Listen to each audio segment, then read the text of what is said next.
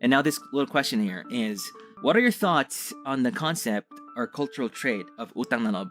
Now, utang na loob is basically gratitude but intense, like owing someone for a deed or giving back, like an obligation to give back. That's a little translation of utang na loob. So, because here we have this thing, and I think it's most prevalent in parent-child relationships. At least in this context, is that the thought that your parents, raised you, gave you education, stuff like that, especially if they were good to you, that you are obligated to give back to them. And, you feel obligated to give back as a child, and the parents also think that as well, that the child that they raise is obligated to give back to them.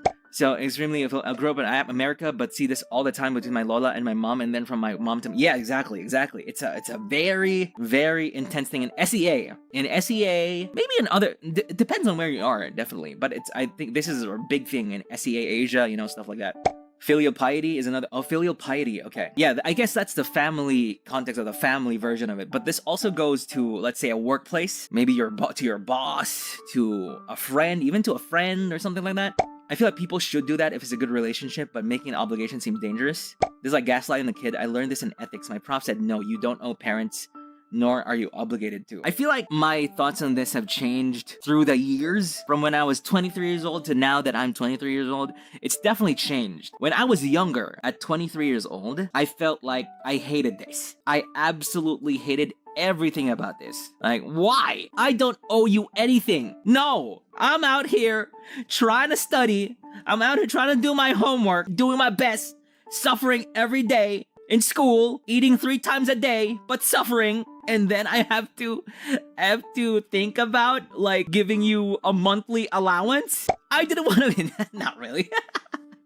I mean, I'm happy. My childhood was great, and my parents are great. But definitely through the years, as years go by, I see my parents getting older and stuff like that. It's increasingly clear that they're not going to be able to work. And I also have this feeling that I actually want to be that person who can just give them money every month for the rest of their lives. They don't have to work anymore. But I feel like that's also not utang na loob as it is in a controversial sense. But sending them money feels weird. It depends, because not everyone can work to the point that not everyone has this privilege to be able to make so much money that then when they retire, they can just live on that for the rest of their lives. Sometimes it's more complicated than that.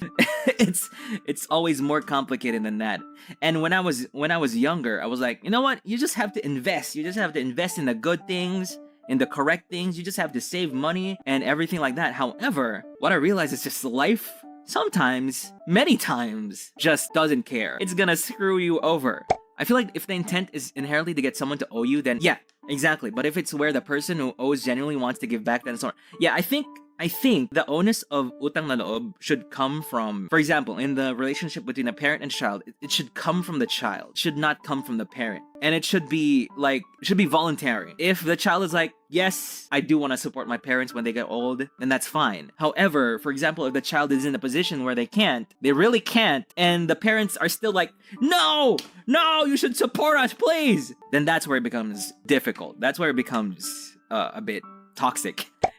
We also do this concept by my parents, or I set boundaries. It's better if you save money. We don't need you to give us as well, but we'll accept it if you send us more. Yeah, that's good. That's good. Definitely better if the parents don't treat it as no, you should do it. No matter what, you should. You owe it to us. That's kind of toxic. But that's also the basis of this whole utang na loob thing. Yeah, it's not an obligation. I mean, it becomes a demand. Some have children just so someone can. Yes, that's true, Mariak. In maybe SEA in general, some parents literally have children to help them, maybe even in their business, to lighten the load of their work, and specifically to take care of them when they're old, like turning their children into a retirement plan. And it's crazy, right? Because if you think about it, right now it's hard to see when you're young. It's hard to see that. You feel like you're just gonna cruise through life until you die. But you'll never know what happens in the future. There will be a time where you can't work. And especially if you're not in a country that can give you benefits or money, if you don't have a job and you're something bad happens to you, then it's kind of difficult. You want someone to care for you, but it's also hard to demand that from anybody. So if you can't work for yourself, how will you live? That's so difficult now that I think about it. Because it's not even just like something like you got fired from a job or you can't work anymore. So big things can happen, like you can get in an accident, you can become paralyzed, or something like that. Or you get a big disease, uncurable disease. And what if that happens early? Who's gonna take care of you? If you don't have anyone, first off, if you don't have anyone, I don't know how that's gonna work. If you have children, you'd hope that they take care of you back, but it's not something you should demand of them. You just hope that I'm here to help them when they're older, but like there is that pressure for sure. Always tell me that if I have to get married and have children, because who else would take care of me in the future but them? It's hard, right? It's a difficult position to be in for everybody. No one is exempted from it.